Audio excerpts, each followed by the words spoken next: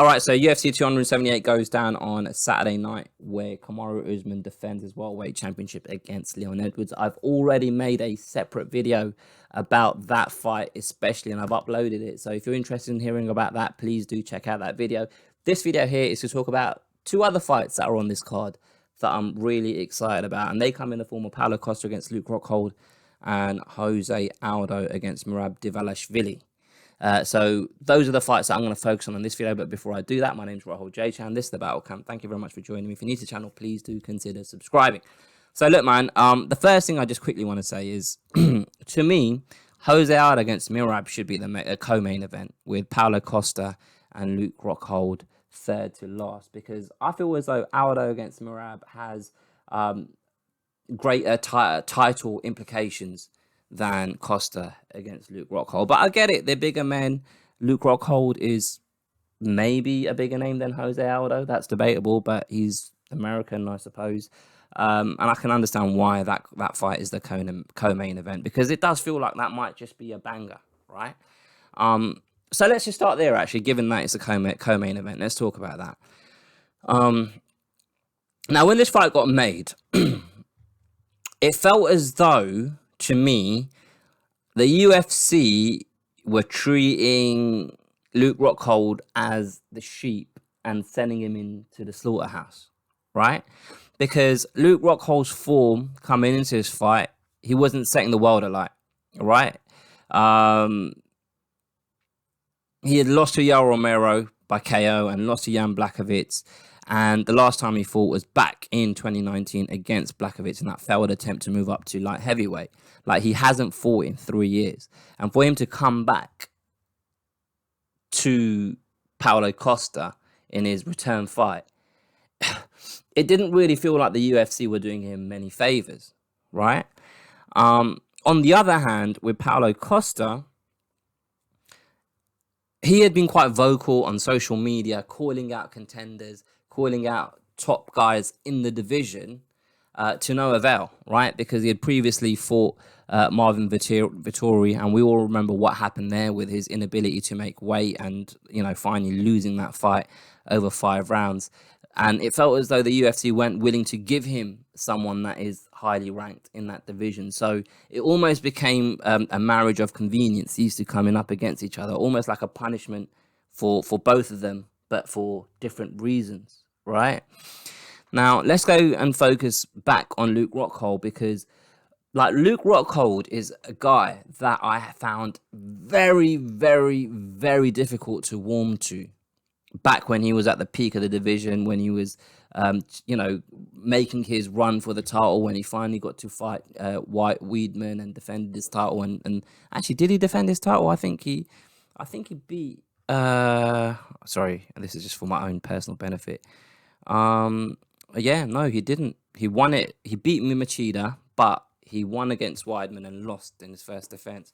But at that period in his career, and we're talking about 2015, I really, really, really struggled to like this guy, man. I found him obnoxious, rude, arrogant.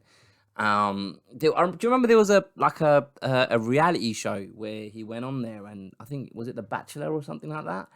And there were loads of memes on social media at the time, because apparently he had no game. He didn't know how to talk to girls and that.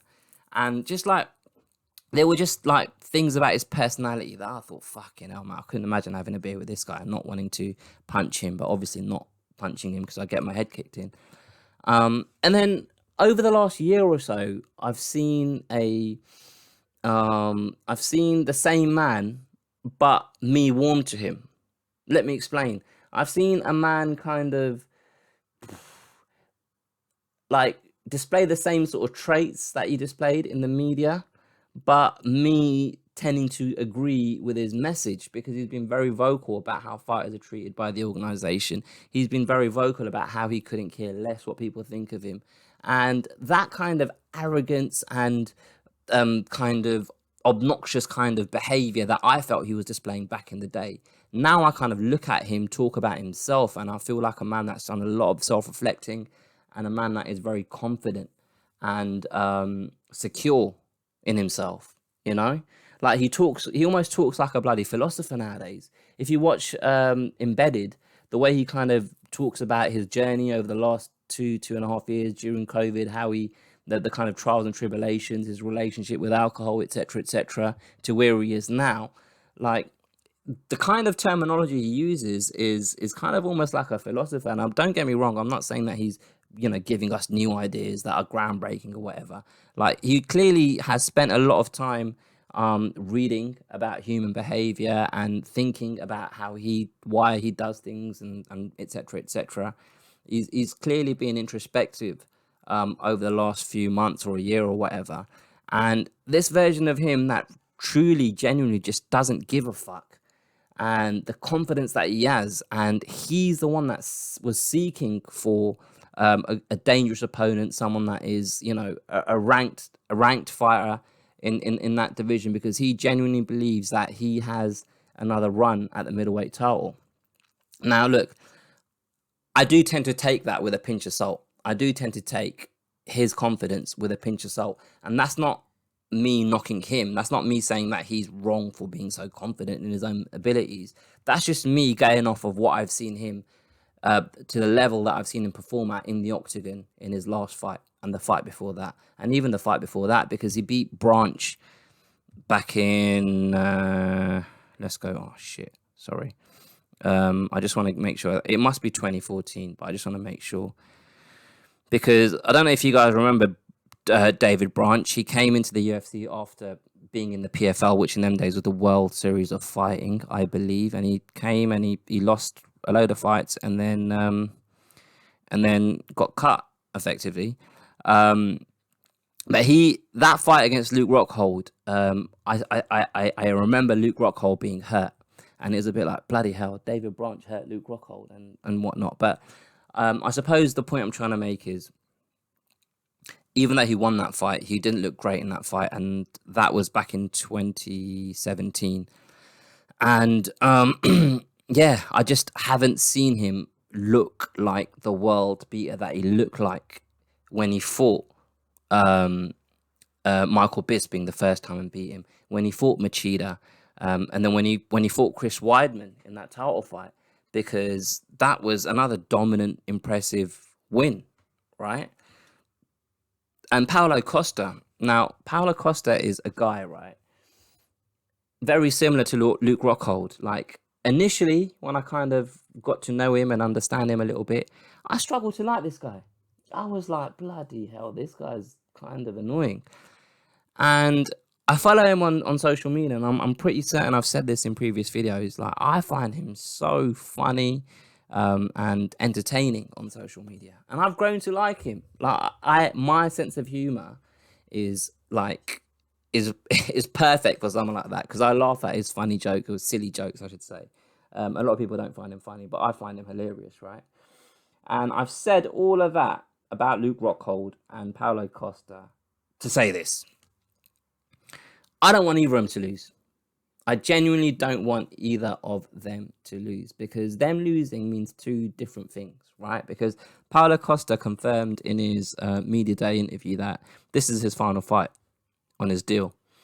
And if he loses, it kind of removes any leverage that he might have with the UFC in negotiations for a new deal, which probably means he'll land on one of these other promotions. And I feel like Paulo Costa still has a lot to give, and I feel as though he still has the potential to be a threat in that division. Like, even that fight against Marvin Vettori, all of the shenanigans before the fight, but when they actually did fight, yeah, Vettori won, but it wasn't a walk in the park for him, you know?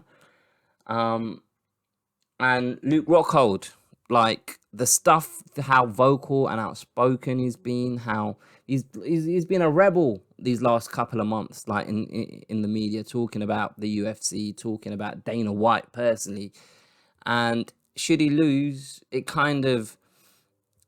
will be very easy for the UFC just to cut him and send him on his way, right? So there's like a double jeopardy to this fight. And yeah, it will be difficult to watch one of these guys lose. But while they're fighting, I feel as though it's going to be explosive and highly entertaining. I'm going to pick Paulo Costa.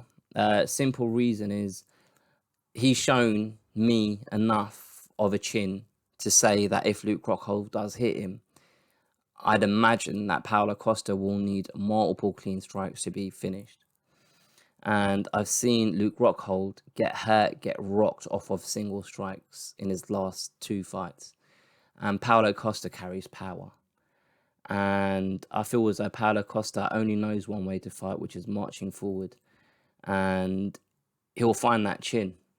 And as good as Luke Rockhold feels and as confident as he is, and it might be well-placed confidence, and he might genuinely feel good, but one thing that you can't train is, or one thing that you can't improve is your chin. And unfortunately, I feel as though Paulo Costa is going to find it. So I think Paulo Costa wins. But one, more interesting than the fight itself for me will be the fallout of this fight and where both of these men go once this fight is over. Because like I say, Paulo Costa, according to Paulo Costa, will be effectively a free agent. And he'll be able to negotiate where he wants and will he stay in the organization. And if Luke Rockhold doesn't get the W, then what happens to him? Does he call it a day? Because right now it feels as though he's got a bit about his teeth and he wants to continue fighting. But yeah, that's what I find interesting about this particular fight. Apart from the fact that I think we all know that it's going to be a banger. Jose Aldo against Merab Dvalishvili. Jose Aldo, the Renaissance man, the man that has turned his fortunes around, turned people's opinions about him around, myself included. I thought this was it. This was when he, and I know I've said this before, but I'm going to say it again. When he moved down to bantamweight, I was like, what are you doing? Why are you doing this? Like, don't you have people in your team telling you to just hang it up? Allow it. Stop. You don't need to do this, right? And it didn't start out well for him in that division. He lost his first 2 to Marlon Moraes, and then he lost to Peter Yan.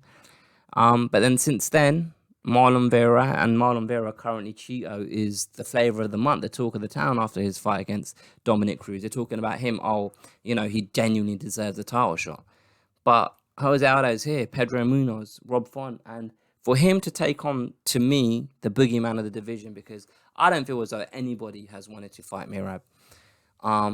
It says a lot.